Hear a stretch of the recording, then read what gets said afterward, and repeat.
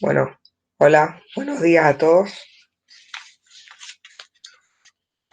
Estaba esperando, bueno, ahora empezamos y los que se sumen empiezan con con la clase comenzada. ¿Se escucha bien? La cámara sigo con problemas y, y bueno, así que por eso es que está apagada, digamos. Em, Les avisé por el grupo, creo que están en el grupo de WhatsApp todos, porque una de ustedes me había preguntado cuándo es el parcial eh, de esta materia. Y en principio todavía no especificó bien el titular, pero bueno, gracias, me avisas que se escucha bien. Pero en principio, como en general sucede, eh, abarca las 6 primeras unidades.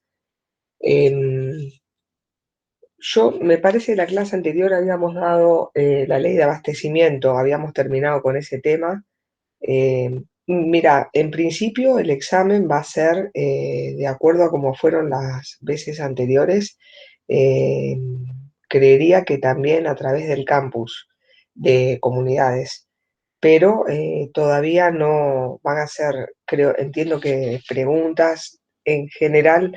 em, de acuerdo al año pasado, como se tomaron los parciales, algunas, algunos parciales se desarrollaron con preguntas para, para marcar alguna de 3 opciones, de las cuales una era la correcta, y han habido 2 o 3 preguntas de desarrollo en no más de 5 o 6 renglones, porque por el momento es lo que podemos hacer.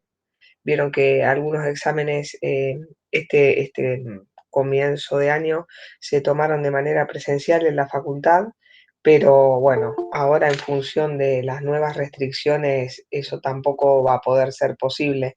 Entonces, en cuanto a derecho comercial en particular, seguramente el examen va a ser a través del campus y y la metodología va a ser, estimo yo, de la manera que les dije.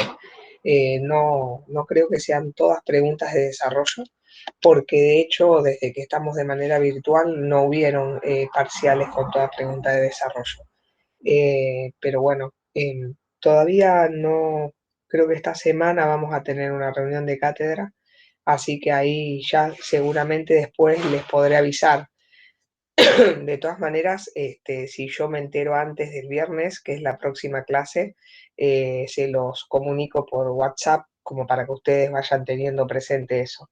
Y me parece que el horario, ahora no recuerdo, se los había mandado, era a las 3 de la tarde, una cosa así, o no me acuerdo si a las 3 o a las 8, porque eh, sí, en principio sí, los otros parciales fueron así, igual que los exámenes finales, en donde se le pide tener la cámara prendida y el micrófono también prendido. Eh, pero bueno, la verdad es que no lo sé, porque como nos vamos readaptando a las circunstancias y bueno, uno va modificando lo que en principio por ahí no salía tan bien. Así que eso todavía nosotros espero que esta semana vamos a tener reunión de cátedra seguramente y ahí les voy a poder dar mayor información acerca de cómo va a ser el desarrollo del examen. Pero en principio yo creo que no va a estar muy lejos de lo que les había dicho, como viene siendo. De manera oral no, seguro, porque, bueno, orales tomamos en los finales cuando se pasa la instancia del examen de comunidades y los que aprueban con un porcentaje de 6 pasan a los orales y ahí sí los orales son, como creo que a ustedes les había contado, que son en coloquio de a 3 o 4 compañeros y bueno, se van haciendo tipo un ping-pong de preguntas y de esa manera se termina el examen. Yo hoy les quería hablar acerca de los contratos de consumo que, que también entran dentro de esta, porque faltaría ver, digamos, como resaltar lo que a mí me parece prioritario, que como le expliqué en varias clases, la unidad de bolsas y mercados y también la de contratos. Pero en algunas, las primeras unidades también está lo de defensa de la competencia, lealtad comercial, defensa del consumidor. Bueno, el abastecimiento lo vimos la clase pasada. Entonces, para seguir en esa línea, yo preparé para exponerles hoy el tema de los contratos de consumo, que sería cómo hacer en cuanto a los contratos de consumo, dentro de esa gran categoría de contrato de consumo, también entra, bueno, obviamente la de lealtad, la de consumidor y la de competencia, las leyes esas. Entonces, hacer tipo como una gran exposición, no siendo pretenciosa acerca de eso, y después tratar de ver con un poco más de detenimiento algunas cosas que les pueda llegar a traer dificultades. Entiendo que no, porque la ley es muy clara, pero sí lo que ustedes deben resaltar al momento de estudiar para tener como prioritario en cuanto a la exposición del tema de cada una de estas leyes. Em, bueno, entonces, empezando el tema, los contratos de consumo. Los contratos de consumo están regulados cuando se dictó el nuevo código. Nosotros seguimos con nuevo código, pero ya tiene sus cuantos años. Cuando se unifican los códigos y surge el Código Civil y Comercial de la Nación, aparece la regulación de los contratos de consumo. Si ustedes se fijan en el código, esperen que lo agarro, el código, en el artículo de 1092 a 1122, es el título 3, contratos de consumo, capítulo 1, relación de consumo. Bueno, ahí regula por primera vez nuestra codificación los contratos de consumo. En los artículos, como les dije, 1092 a 1122. La regulación del contrato de consumo, hasta este momento que se regula en el Código Civil y Comercial de la Nación, eh, solamente se encontraba reconocido el contrato de consumo en el artículo 42 de la Constitución Nacional y también en la Ley Especial de Defensa del Consumidor, que es la Ley 24.240. Entonces, les repito, cuando se hace la unificación, se regula por primera vez en el código los contratos de consumo. Están regulados en el artículo 1092 a 1122, pero la regulación de los contratos de consumo se encontraban, se encontraban amparados por el artículo 42 de la Constitución Nacional cuando se hace la reforma en el año 94 y también por la Ley de Defensa del Consumidor, que es la Ley 24240. Ustedes ven que yo les nombré el Código de Comercio, el Código Civil y Comercial de la Nación por un lado, la Constitución por el otro y la Ley de Defensa del Consumidor por el otro, en donde en las tres normas, en estos diferentes tipos de fuentes jurídicas, regulan a la relación de consumo. Entonces, cuando haya una situación en particular, ¿qué quiere decir esto? ¿Que una anula a la otra? No, para nada. La ley general, cuando hay un conflicto, eh, si la ley general, o sea, si el Código Civil, no, el Código Civil y Comercial no lo regula, podemos ir a la regulación. Obviamente está amparado por la Constitución Nacional, que es la primera, es la ley fundamental. Después está el Código Civil y Comercial de la Nación, y si así no estuviese regulado en ninguno de los dos lados el conflicto que debemos dilucidar, tenemos la Ley Especial de Defensa del Consumidor, que es la 24240. ¿Con esto qué les quise significar? Le quise significar que se deben entender a estas tres normas que regulan la relación de consumo, la Constitución Nacional, el Código Civil y Comercial y la Ley Especial de Defensa del Consumidor, como normas complementarias y no como que una de ellas subsume o anula a la otra. Esto es importante que ustedes tengan presente. Entonces, nuestro Código Civil y Comercial de la Nación, en relación a los contratos de consumo, establece un piso mínimo de tutela, a partir del cual las partes pueden pactar condiciones más favorables dentro de una negociación, pero siempre teniendo presente como principio el principio de indubio pro consumidor. Es decir, el, el Código Civil y Comercial de la Nación, al regular los contratos de consumo, establece un piso. De ahí, de ese piso, donde no puede ser inferior a lo que esté regulado en el código, las partes pueden establecer entre sí eh, eh, cláusulas más favorables, pero siempre, siempre tienen que tener presente que sea conforme al principio indubio pro consumidor. Es decir, que la figura dentro de la contratación, la figura que siempre tiene que estar salvaguardada es la del consumidor, porque claramente en este tipo de contratos se entiende que el consumidor es la parte más débil dentro de la contratación. Entonces, además, también que se encuentran estas tres fuentes jurídicas, es importante que ustedes tengan presente que en este tipo de contrataciones, los contratos de consumo, hay un dinamismo que es característico de las propias relaciones de consumo, que muchas veces van a requerir modificación y eso es mucho más sencillo si hay una ley específica que se trate. Por eso la ley 24240 que yo les decía. Es decir, ¿está amparado por la Constitución Nacional la relación de consumo? Sí, en el artículo 42. ¿Está regulado los contratos de consumo en el Código Civil y Comercial de la Nación? Sí, están regulados como un piso. Pero también, y fundamentalmente, está la ley de defensa del consumidor, que es aquella en que va a ser más dinámica. ¿Por qué? Porque justamente los contratos de consumo, la característica es el dinamismo. Los contratos comerciales van surgiendo necesidades y se encuentran falencias o falta de regulación en el mismo dinamismo comercial. Y entonces ahí en donde viene a jugar un papel bastante primordial la ley específica que regula este tema.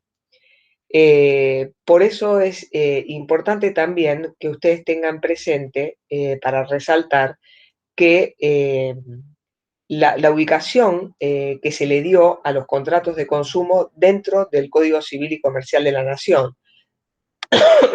Se pone o sea, están establecidos en la parte general de los contratos, significando que eso se hace para proteger a los consumidores, eh, y también va a ser aplicable para las distintas figuras contractuales que surjan de la regulación del código. Esto es, por ejemplo, en un contrato bancario, el usuario, además de cliente, es consumidor y están alcanzados por la regulación que les acabo de decir de, de los contratos de consumo. O en un contrato de compraventa, por ejemplo, el comprador es también simultáneamente un consumidor. No sé si me siguen y si soy clara en lo que les quiero expresar con esto. O sea que estratégicamente la regulación de los contratos de consumo en el Código Civil y Comercial de la Nación está puesto en un lugar en donde también las cláusulas de contrato de consumo son aplicables para los otros contratos comerciales. Por ejemplo, como les dije recién, en una compraventa el comprador también es consumidor, o en un contrato bancario el cliente también es un consumidor. Entonces, por el lugar en donde los creadores del código pusieron esta regulación, también alcanzan la regulación para esos contratos que vamos a ver en la próxima clase o en la siguiente, porque yo no les dije, pero quizás vieron que cuando hay exámenes no hay clases, pero por ahí es muy probable que, y yo les aviso con tiempo, pero es muy probable que si ustedes no rinden justo, tengamos las clases así avanzamos y ustedes tienen más temas vistos para el parcial. En el artículo 1094 y 1095, el código, nuestro Código Civil y Comercial de la Nación, da una serie de pautas interpretativas eh, estipuladas en defensa del acceso al consumo sustentable y al principio indubio pro consumidor, que es el que yo les había expresado recién.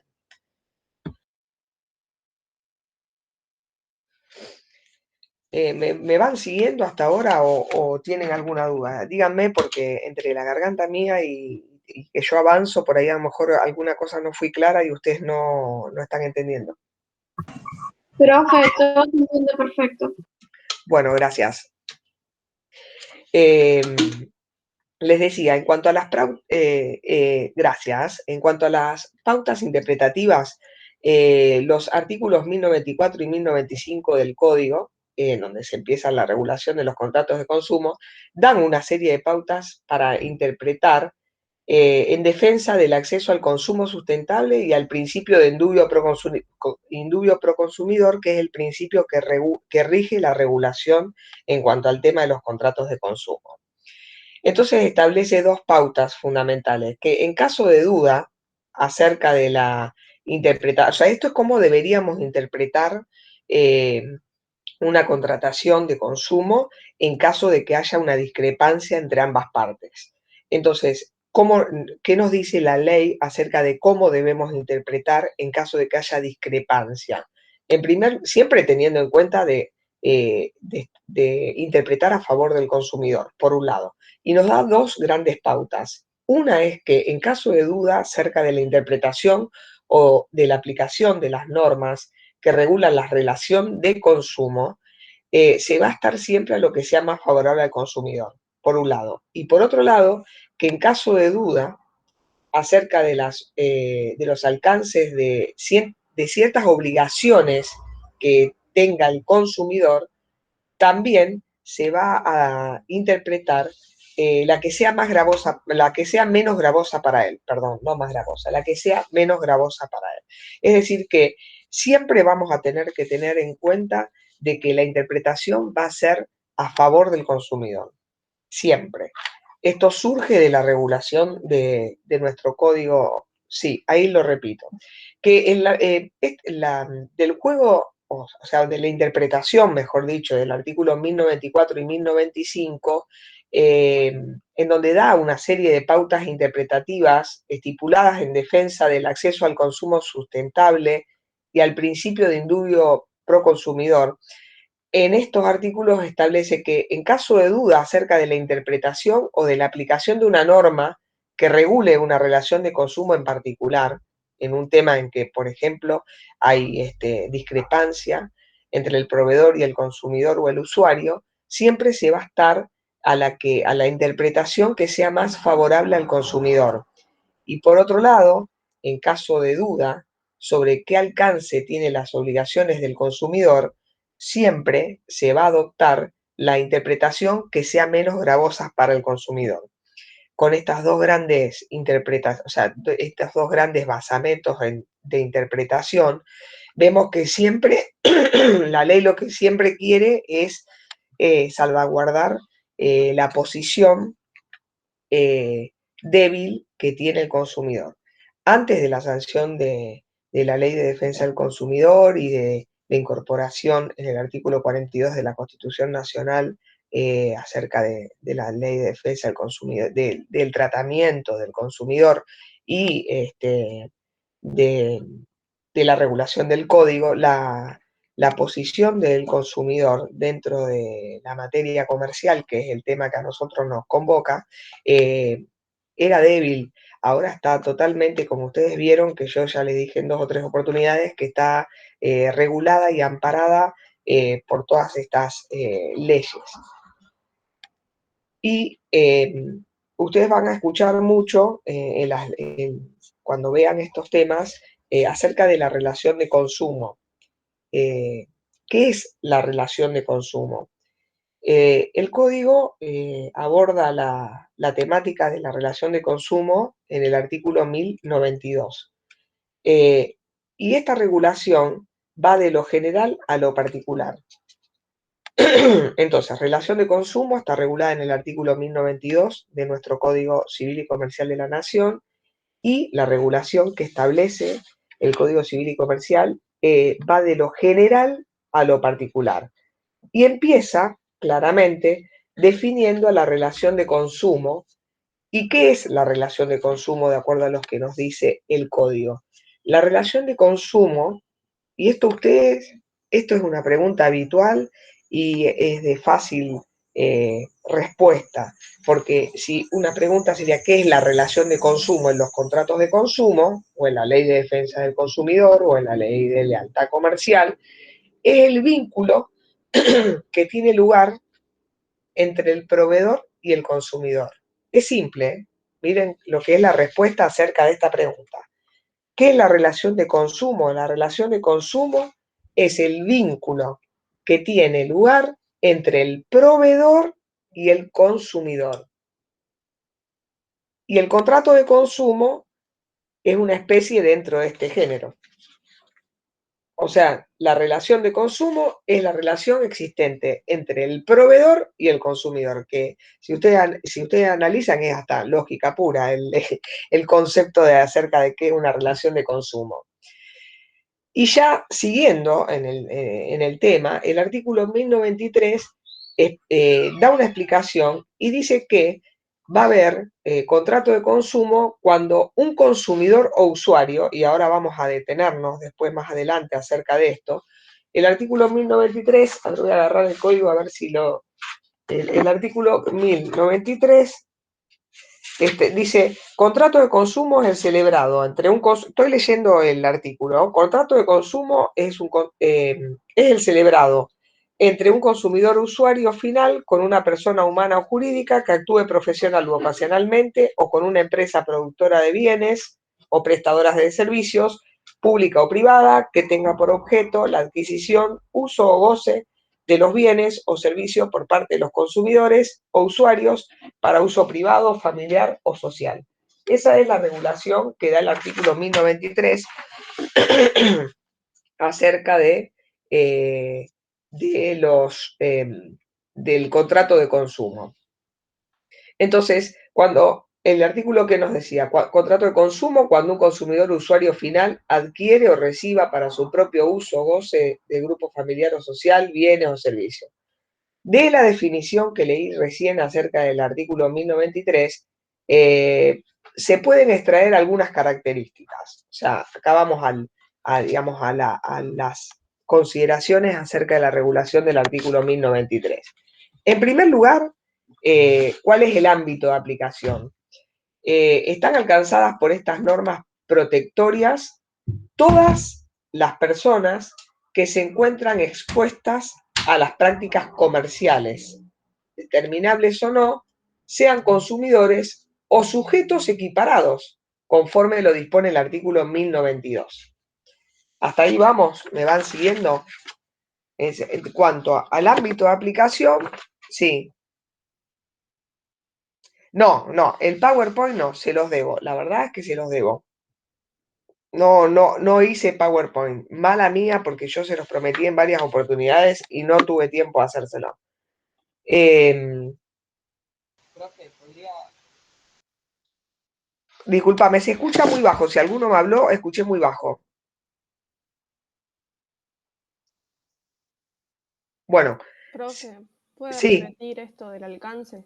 sí. Vieron que yo le leí el artículo 1093. Bueno, de ahí, ¿qué vamos a sacar? Primero, el ámbito de aplicación. O sea, el ámbito de aplicación es quienes están alcanzados o a quienes va a regular este artículo. Entonces, están alcanzados por esas normas protectorias, es decir, el artículo 1093 y siguiente, todas las personas expuestas a las prácticas comerciales, determinables o no, sean consumidores o sujetos equiparados conforme a lo dispone el artículo 1092. Esto es importante que ustedes tengan presente esto, porque vieron que cuando el artículo 1092, en cuanto a la referencia, y ahora se los voy a hacer, se los voy a explicar mejor, en cuanto habla que no solamente están amparados por esta regulación en el código y en la ley especial, el consumidor, sino el usuario. Ahora lo vamos a ver con mayor detenimiento.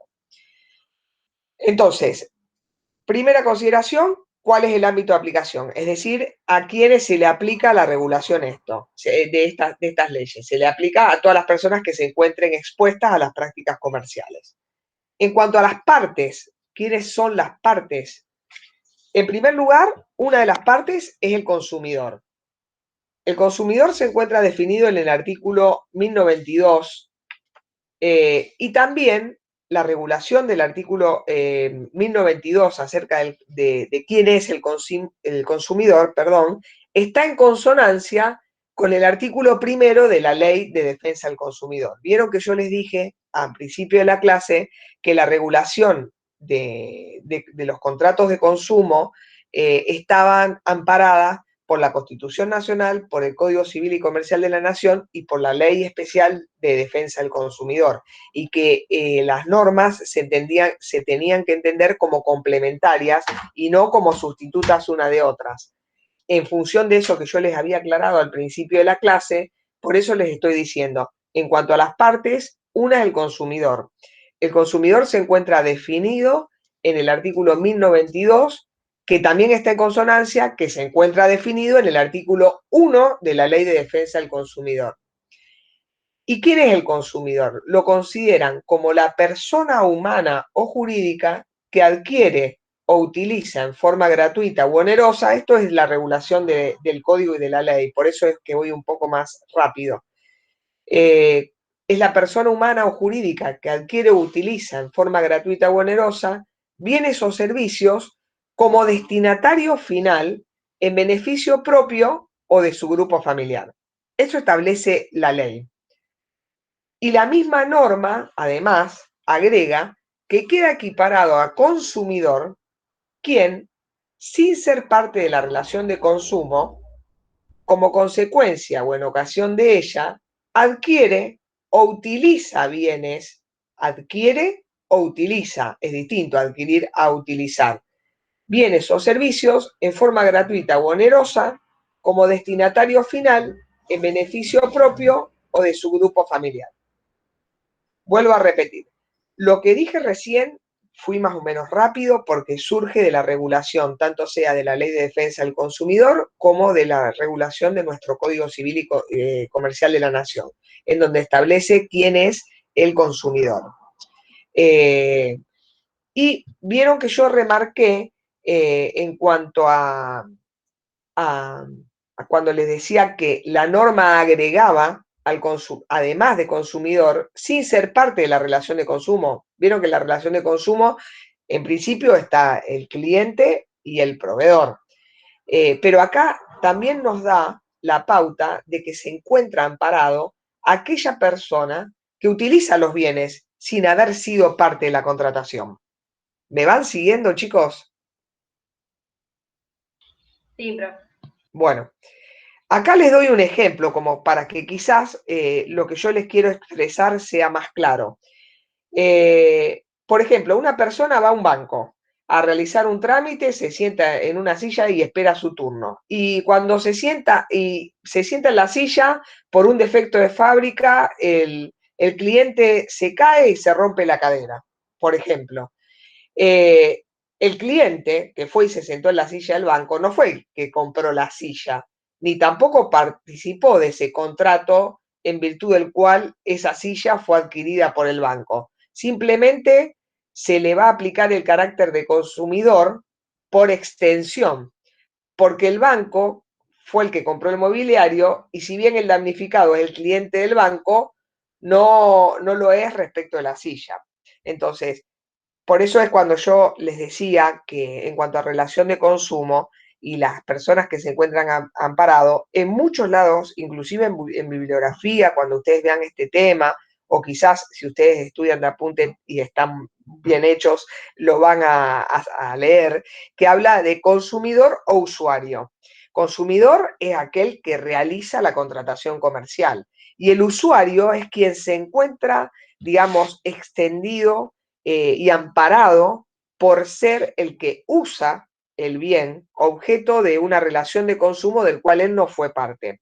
Por ejemplo, no sé, ustedes, no sé, qué sé yo, un compañero o su madre va y compra útiles para que ustedes tengan para la facultad, compran viromes y, o tinta para la impresora y la tinta no funciona, o ponen la tinta en la impresora y la impresora se abre la tinta y daña la impresora, y ustedes no la compraron sus padres. Si bien ustedes no la compraron, pero si ustedes la utilizaron, ustedes también están ahí amparados por haber usado algo, independientemente de que no hayan formado parte de la contratación comercial en sí. Más o menos se va entendiendo lo que yo quiero expresarle. Bueno, entonces, gracias. Por una parte, entonces está el Profe, consumidor. ¿puede Y por otra repetir? parte, está el proveedor. Si bien la definición deriva de la anterior, porque, digamos, si uno compra es porque otro le vende, también pueden ir a leer, que yo ahora no me voy a detener en eso, la figura del proveedor está regulada en el artículo, o sea, está regulada, no, perdón, está conceptualizada, quise decir, en el artículo 2 de la ley especial que aborda el concepto con precisión. Y rápidamente les digo que, por ejemplo, el proveedor es la persona física o jurídica de naturaleza pública o privada que desarrolla de manera profesional, aún ocasionalmente, actividades de producción, montaje, creación, construcción, transformación, bueno, sigue diciendo un montón de eso, o sea, todo proveedor está obligado al cumplimiento de la presente ley. O sea, es súper abarcativo de quién se encuentra eh, eh, regulada la actuación en cuanto a la figura del proveedor. Claramente, la regulación de la ley, fundamentalmente el proveedor, que el concepto surge del artículo 2 de la ley especial, no quedan dudas de que el proveedor es quien ofrece los productos que el consumidor requiere. Simplemente esa es la conceptualización para resumirla en cuanto a la figura del proveedor. El proveedor es quien ofrece los productos que el consumidor requiere. ¿Y qué tiene? Pero fundamentalmente tiene que cumplir con deberes. El proveedor tiene deberes establecidos. Hay tres grandes, digamos, yo podría resumirlo, y de hecho lo hice en tres grandes obligaciones que tiene el proveedor. En primer lugar, tiene que tener un trato, bueno, no es que, perdón, hago un paréntesis, no es que yo lo resumo, sino surge de la doctrina y de la regulación y todo lo demás. O sea, no es que yo sea una iluminada, pero le resalto esos tres, ¿no? Eso es lo que quería decirle. En primer lugar, tiene que establecer un trato digno. Aguárdenme medio segundo que ahí vengo.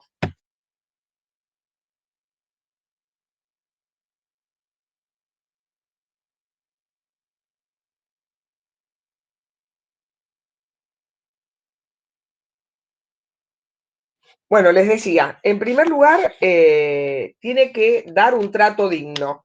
¿Qué significa esto de trato digno?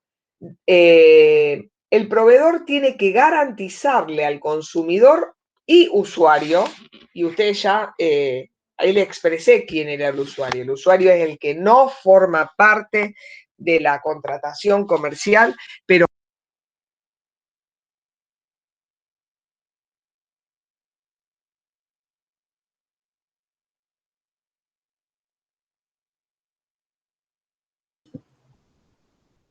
Sí, profe, se silenció.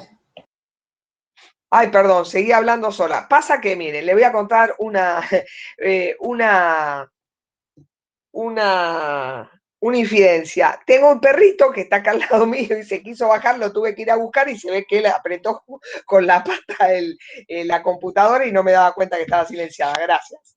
Bueno, ahora ahí está. Vuelvo de nuevo por las dudas si no me escucharon. Otro día les voy a mostrar una foto del perrito.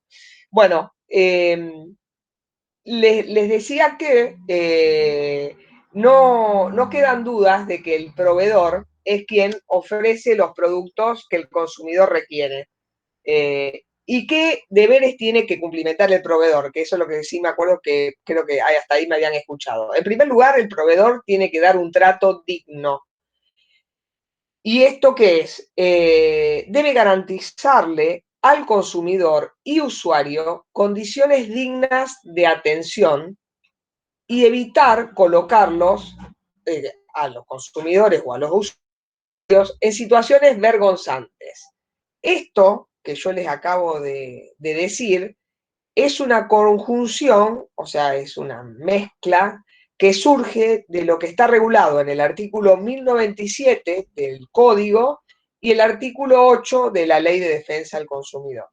O sea, de la interpretación de esos dos artículos, 1097 del Código Civil y Comercial de la Nación y el artículo 8 bis de la Ley de Defensa del Consumidor, surge que el proveedor, en primer lugar, tiene que tener un trato digno y esto significa que tiene que garantizarle al consumidor o al usuario condiciones dignas de atención y evitar colocarlo en situaciones vergonzantes. Esa sería el primer gran deber del proveedor. El segundo es que tiene que tener un trato equitativo y no discriminatorio. No pudiendo hacer diferencias basadas. ¿Qué significa tener un trato equitativo y no discriminatorio? Significa que el proveedor no puede hacer diferencias basadas en criterios que contraríen el orden constitucional de igualdad, sobre todo en relación de nacionalidad a los consumidores. Por eso es que habla de trato equitativo y no discriminatorio. Por ejemplo, no podría haber nunca un comerciante que diga, no sé, a los ciudadanos argentinos nosotros le cobramos una virome 100 pesos, a los ciudadanos extranjeros se la cobramos 130. No. Por eso también la ley ampara y le obliga al proveedor de que dispense al consumidor o usuario, siempre no se olviden nunca de anexarle consumidor o usuario, un trato equitativo y no discriminatorio. Y por último, la obligación que tiene el proveedor es la de respetar la libertad de contratar del consumidor. Respetar la libertad de contratar del consumidor. ¿Y esto qué significa? Que no puede subordinar la provisión de un producto o servicio a la adquisición simultánea de otro, ni llevar a cabo ninguna práctica que restrinja al consumidor a la hora de realizar su elección. No sé si quieren, vuelvo sobre esto. O sea, libertad de contratar al consumidor, es decir, él no puede, digamos, limitar al consumidor o usuario a realizar un contrato de consumo, una contratación comercial, limitándolo en su capacidad de consumidor. Por ejemplo, no sé, si voy a un negocio y me dicen, bueno, yo te dejo, no sé, una licuadora a 100 pesos, pero si vos me comprás un teléfono a 30. Eso no se puede hacer y eso está prohibido y el consumidor está amparado por la ley, la Constitución y el Código, y el proveedor no puede hacerlo porque está obligado a no hacerlo y para eso, si lo hace, va a tener sanciones. Esas serían las tres grandes obligaciones o el cumplimiento de deberes, como a ustedes más les guste llamarlo, que tiene el proveedor. En cuanto a las condiciones de la oferta, seguimos con la relación de consumo, ¿no? En cuanto a las condiciones de la oferta, el artículo 1100 del Código Civil y Comercial de la Nación incorpora ahí protecciones mínimas, o sea, incorpora al núcleo duro de protecciones mínimas una obligación que se halla en cabeza del proveedor. ¿Qué significa? Que al ofrecer un producto, el proveedor, en el mercado, tiene el deber de brindar información gratuita. O sea, el artículo 1100 incorpora al núcleo duro de protecciones mínimas que se le da al consumidor y usuario la obligación que queda en cabeza del proveedor, que es de ofrecer al mercado productos brindando una información gratuita. Esta información, ¿cómo tiene que ser? La información que vuelque el proveedor al mercado. Tiene que ser cierta, clara y detallada de todo lo relacionado con las características esenciales de los bienes y servicios que provee y en qué condiciones, ya que las precisiones formuladas en la publicidad obligan al oferente. Y acá ven cómo también, en un punto, están relacionados, por eso a mí me gustaba tratar el tema de los contratos de consumo todo junto, porque acá entra a jugar lo que también se nos exige por el programa, la ley de lealtad comercial. O sea, ven cómo las leyes estas se van relacionando, por eso tiene un sentido de que estén, digamos, todas en el programa en un mismo lado. Entonces, vuelvo a reiterar esto como para reafirmar y seguir avanzando en el tema.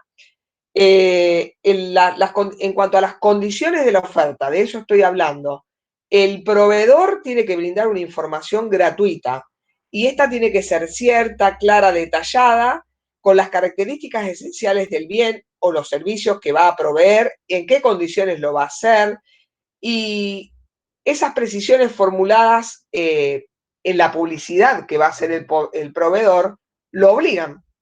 Entonces, ven que acá empieza la ley de lealtad comercial, porque, digamos, la lealtad, que ahora lo vamos a ver un poquito en detenimiento, es la buena fe de las partes en la contratación, y también la ley de publicidad, que está todo enganchado a los contratos de consumo. Dentro de ese deber de información que les mencioné recién, también podemos incorporar no solo el artículo 1100, sino el artículo 1101. Aparte, perdón, porque me volé con esto, pero el deber que yo les dije que entraba la ley de lealtad comercial, quería mencionárselo como para que ustedes lo tuvieran plasmado acá, si bien lo vamos a ver más adelante.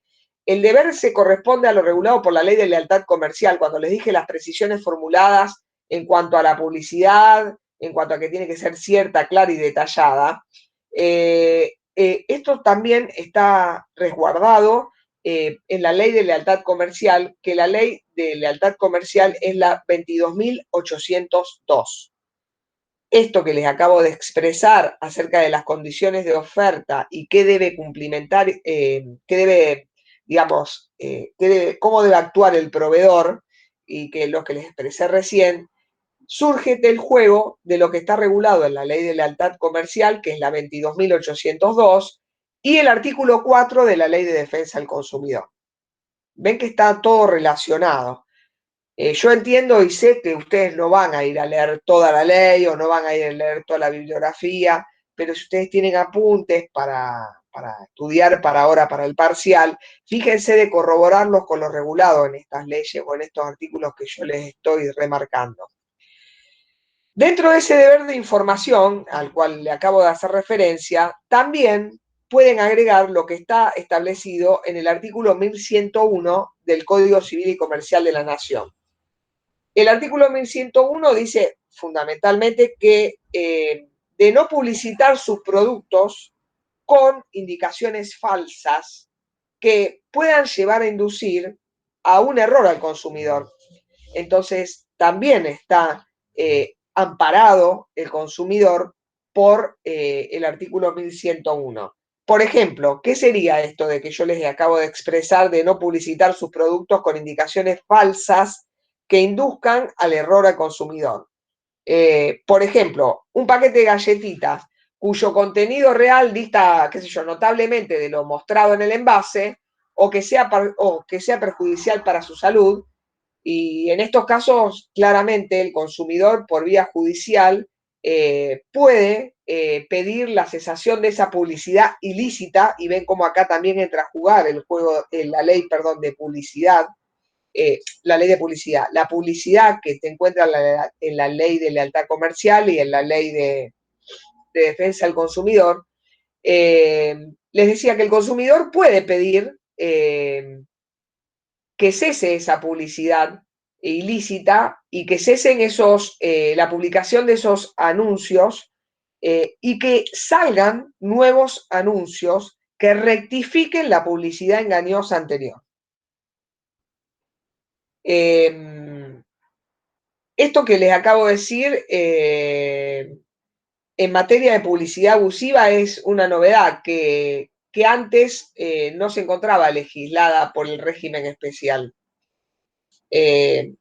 Hace años atrás, cuando salió la ley de defensa del consumidor, o sea, no, la ley de la ley de publicidad no se encontraba la regulación de una publicidad engañosa y todo lo demás, del juego de distintas leyes.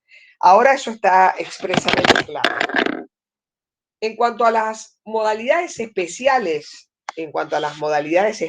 de contratación, y acá ya como que estaríamos terminando en cuanto a la generalidad de los contratos de consumo, el Código Civil y Comercial nuestro incorpora una regulación en lo que se refiere a los contratos celebrados a distancia. Y esto es sumamente interesante e importante.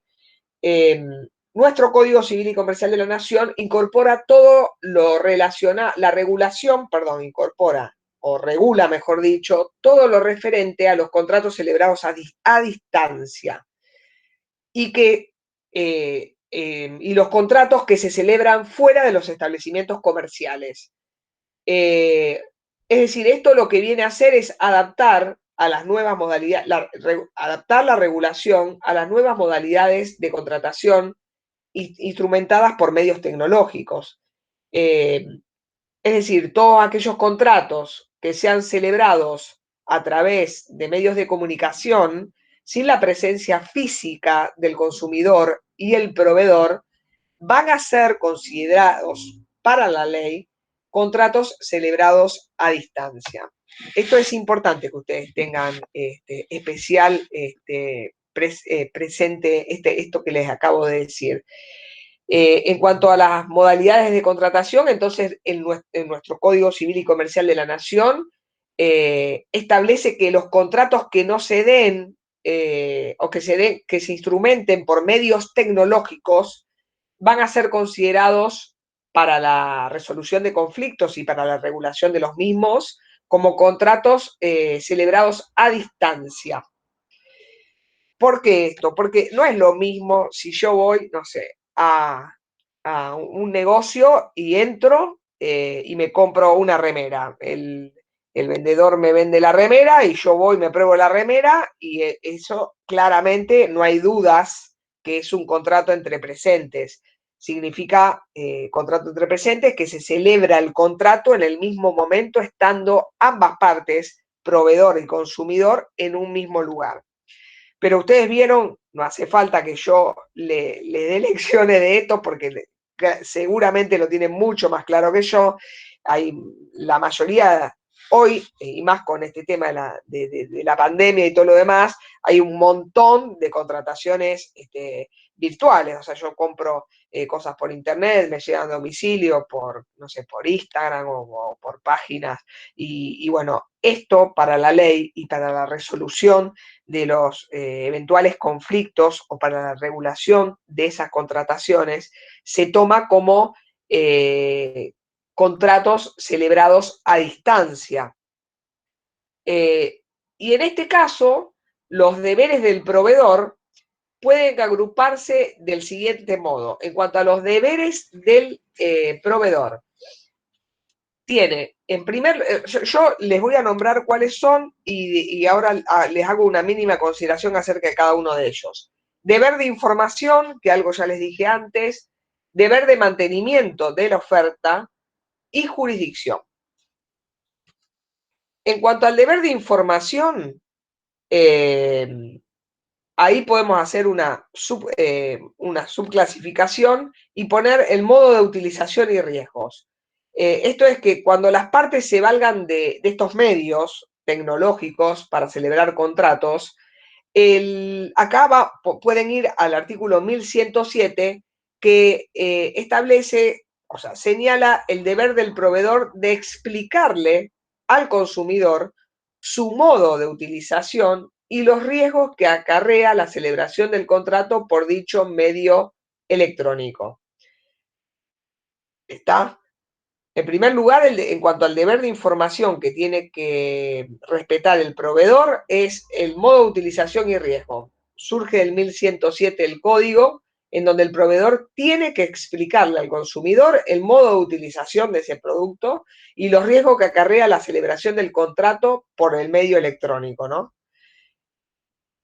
Dentro del deber de información, seguimos, está el derecho de revocación. Y acá vemos que pasamos de un deber a un derecho dentro de los deberes de información, ¿no? Y acá el proveedor, por eso está dentro de deberes, pero es un derecho que tiene el proveedor.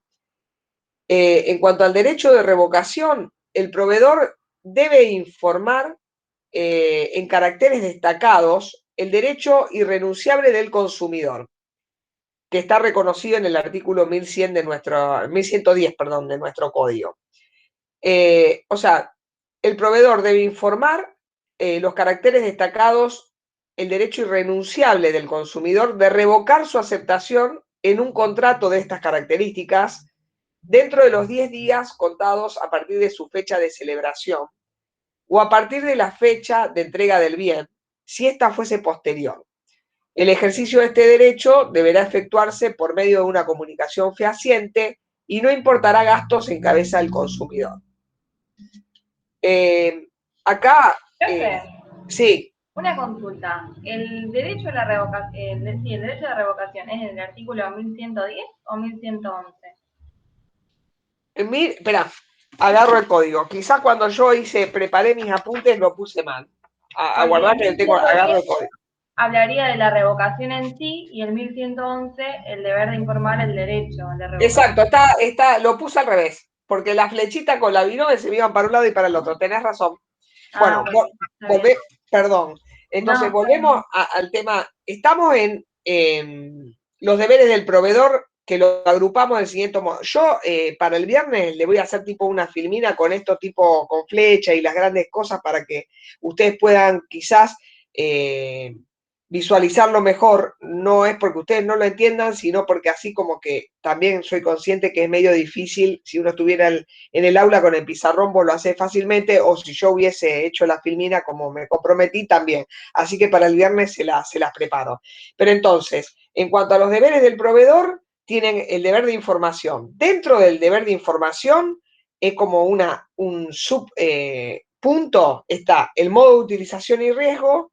El segundo sería el derecho de revocación. Y dentro del derecho de revocación también hay una subdivisión, que es los límites al derecho de revocación. Dale, le paso una hoja.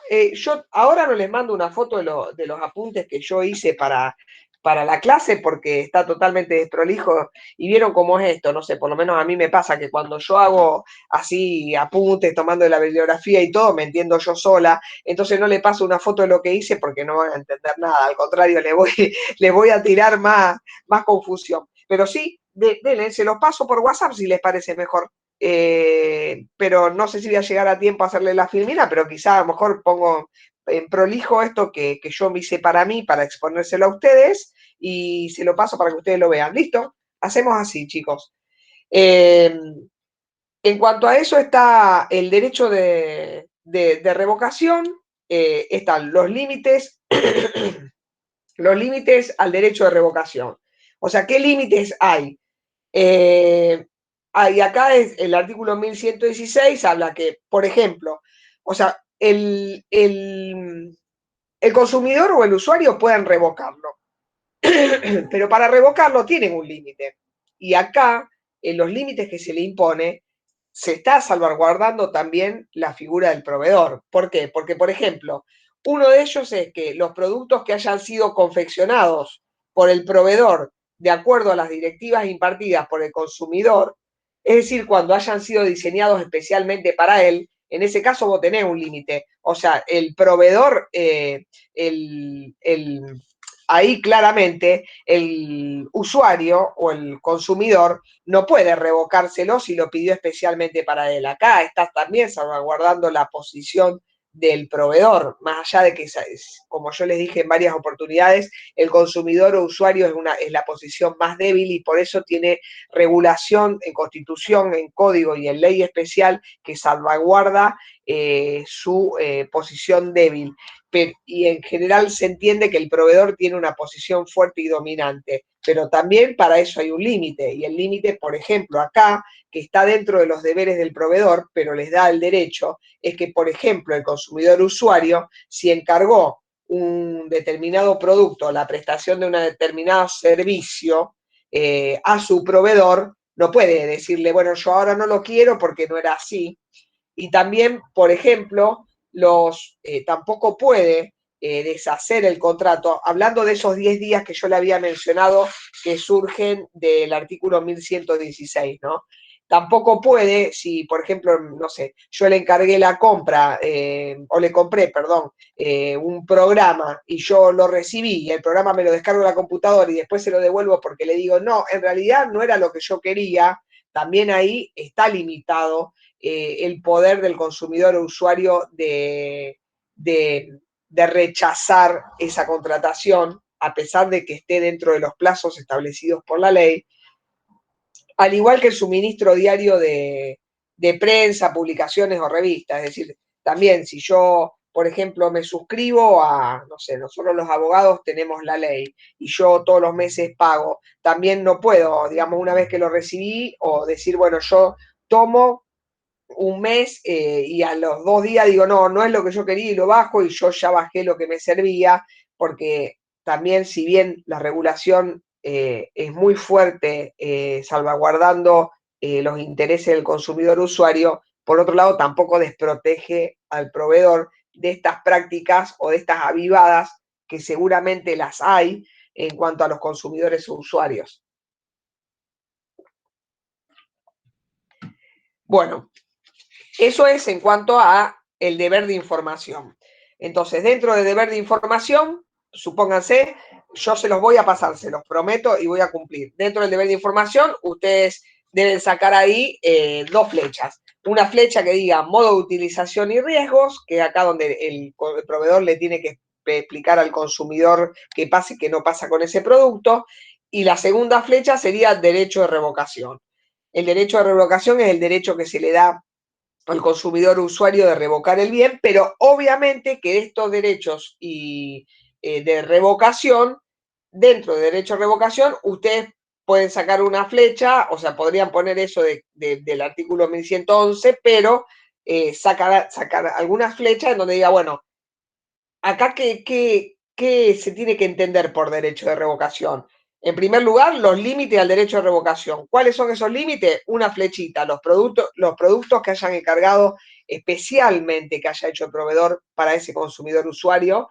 En segundo lugar, las grabaciones, que yo les decía que me puedo descargar un programa y después decir, no me sirve. Y en tercer lugar, el suministro diario, por ejemplo.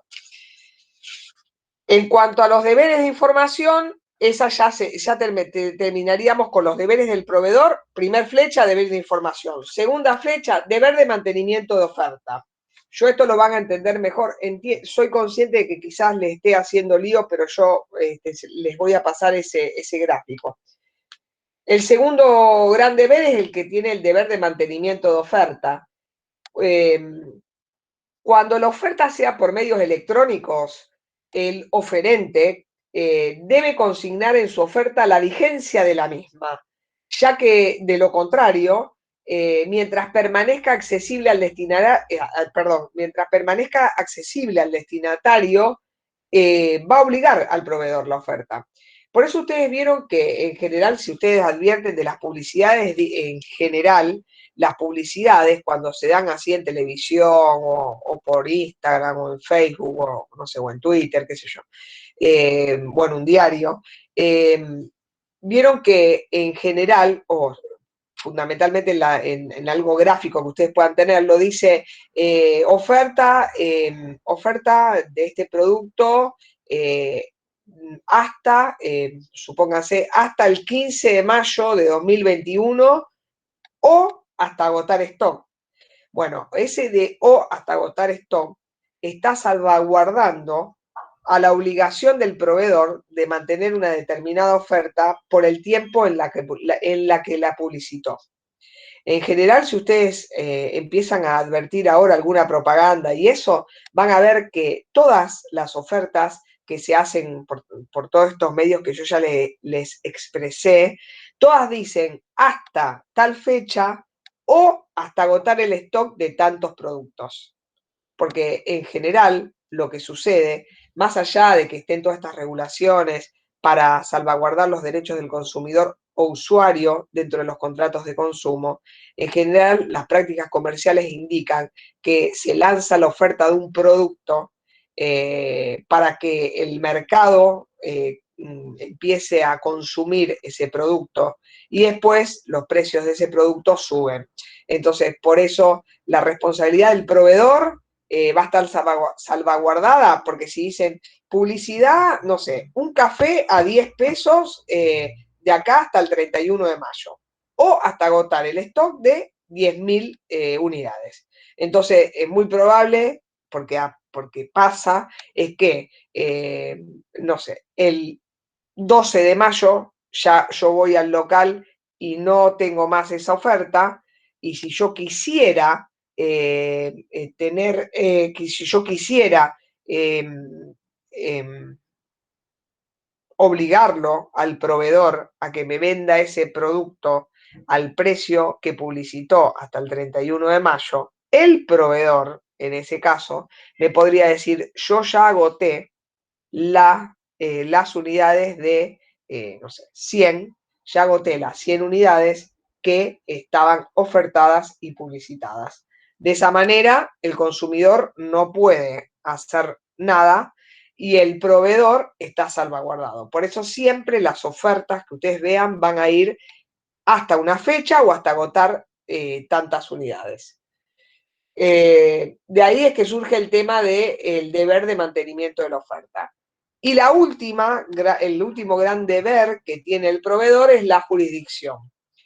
Y en cuanto a la jurisdicción, esto significa que la jurisdicción aplicable a los conflictos que pueden surgir de un contrato celebrado a distancia es la que corresponde al domicilio en el que se haya recibido o debió recibirse el bien o prestarse el servicio objeto del contrato. Y esto es importante, establecer cuál va a ser la jurisdicción.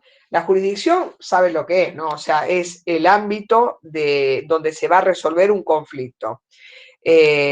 Entonces, es importante que ustedes tengan presente esto, porque los contratos a distancia, que son estos que les hablaba recién en cuanto a la contratación electrónica, por ejemplo, en donde el proveedor está en una provincia o en otro país, pero hagámoslo en otra provincia y en nosotros consumidores de usuarios en una distinta.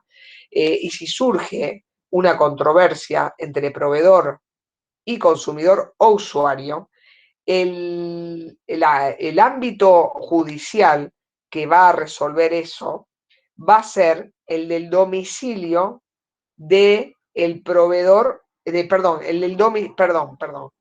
ámbito, o sea, la intervención de la justicia va a ser en la del domicilio del consumidor o usuario. Por eso es como yo les dije, en donde es la que corresponde, la jurisdicción va a ser la que corresponda a donde se recibió el bien o donde se prestó el servicio objeto del contrato. No sé si ahí les hice medio lío, si quieren se los repito, pero bueno, tenía justamente mis apuntes tan desprolijos que me llevó para otro lado. Y también por último, en este tema de la relación de consumo, de los contratos de consumo, están las cláusulas abusivas.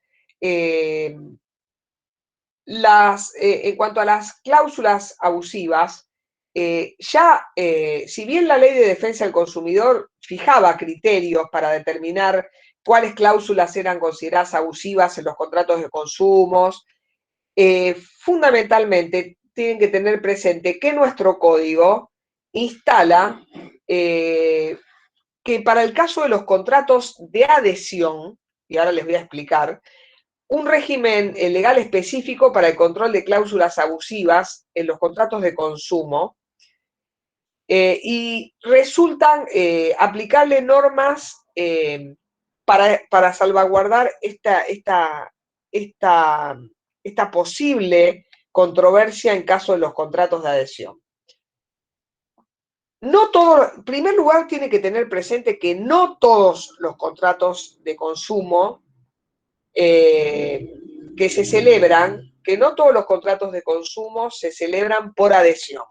Un contrato de adhesión, y ya lo vamos a ver de detenimiento en la próxima unidad, un contrato de adhesión es aquel contrato en donde hay una parte que solo acepta las condiciones de la otra. O sea, la palabra misma lo dice, cae de... es por demás de obvio mi aclaración.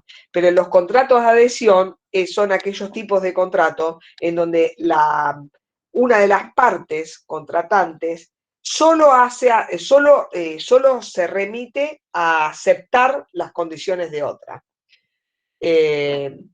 Pero debemos precisar que no todos los contratos de consumo que se celebran se hacen por contratos de adhesión, ya que, por ejemplo, puede existir un margen de negociación de los contratos de consumo con respecto a los contratos de adhesión.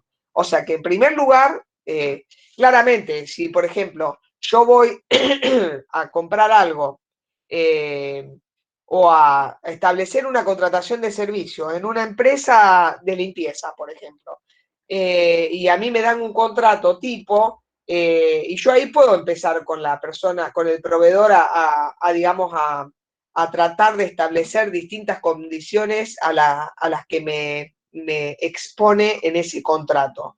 Entonces, por eso es que se establece que no todo contrato de consumo en general se lleva adelante con un contrato de adhesión. No pasa eso generalmente, porque puede haber, como les dije recién, algún margen de negociación. Y además, no todos los contratos de adhesión son contratos de consumo, porque, por ejemplo, muchas veces los contratos por un formulario tipo cumplen la función de agilizar transacciones comerciales entre empresas en la que se pacta distribuciones de productos de unas a las otras. Acá yo no me quisiera detener y simplemente quiero decirles que, por ejemplo, en cuanto a las cláusulas abusivas, decirles que entre lo que está regulado en el artículo 1127 y 1122 del Código, se dan distintas prerrogativas. En primer lugar, que las cláusulas contractuales pueden ser declaradas abusivas aun cuando el consumidor haya participado de su redacción, y acá vemos una clara protección. También que es abusiva la cláusula aunque haya sido negociada entre el proveedor y el consumidor, pero que claramente haya un desequilibrio de derechos y obligaciones de las partes. Y fundamentalmente cuando haya una situación jurídica abusiva. Y en cuanto a los límites, hay un límite a declarar abusivo todo, porque esta defensa a ultranza al consumidor también tiene un límite. Y este límite es que no pueden declararse como abusivas las cláusulas que se refieren a la relación entre el precio y su contraprestación. El límite está impuesto en que no puede declararse como abusiva aquellas cláusulas contractuales que se refieran a la relación entre el precio y su contraprestación, siempre y cuando esas cláusulas hayan sido redactadas en forma clara e indubitable. Es decir, no va a estar en una negociación aquella relación entre precio y contraprestación si fue claro. Y fue tan claro que no daba lugar a interpretar el contrato de otra manera. Y tampoco va a ser considerada abusiva aquellas cláusulas que estén basadas en tratados internacionales o normas legales.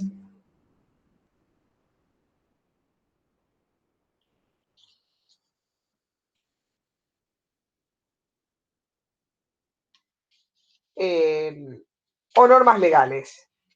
Y en cuanto al control judicial, el artículo 1122, si no anoté mal y ahora no tengo el código a mano, establece que el hecho de que el contrato haya sido aprobado por la autoridad administrativa no obsta su control judicial. O sea, es decir, no es que si bien yo celebré el contrato y fue aprobado por una autoridad administrativa, yo después no, ese contrato después no puede ser controlado judicialmente para sancionar aquellas cláusulas que fueran consideradas abusivas.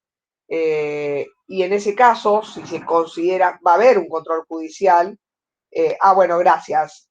Va a haber un control judicial y esas cláusulas de ser consideradas abusivas por la justicia se van a tener por no convenidas o declaradas nulas, es decir, como si nunca hubiesen existido. Bueno, no sé si más o menos quedó claro este tema en general de los contratos de consumo. Por otro lado, yo les diría, por las dudas, si no hacemos tiempo, porque el viernes a mí me gustaría avanzar con la unidad 6, que es la de contrato, y me falta la 5, que es la de bolsas y mercado, como para tratar de ver todo. Por eso creo que la semana que viene, que es semana de examen, si ustedes no tienen problema, por ahí haríamos las clases de igual manera. Pero les diría que ustedes vayan avanzando, si quieren, en la lectura, que es muy simple, de la Ley de Lealtad Comercial, que le dije que era la 22.802, y la de defensa de la competencia, que es mucho más larga, pero ahí yo voy a ver si no vamos a hacer, que es mucho lo que yo también estuve mencionando acá, que es la 25.156. Si ustedes quieren ir avanzando en esa lectura, bueno, estaría buenísimo. Y entonces nos vemos el viernes a las 7 de la mañana. Y le voy a hacer estos cuadros para que, y si no, se los mando como me dijeron, por WhatsApp. Bueno, chicos, que tengan linda semana. Muchas gracias, profe. Hasta luego. Cuídense. Chao, hasta luego. Cuídense. Chao, chao.